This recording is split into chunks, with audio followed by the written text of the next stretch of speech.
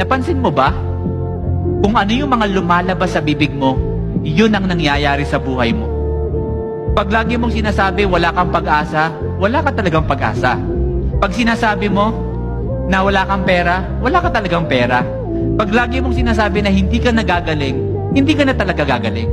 Because sabi ng Biblia, the abundance of the heart, the mouth speaks. And I want you to know, hindi yun ang design natin.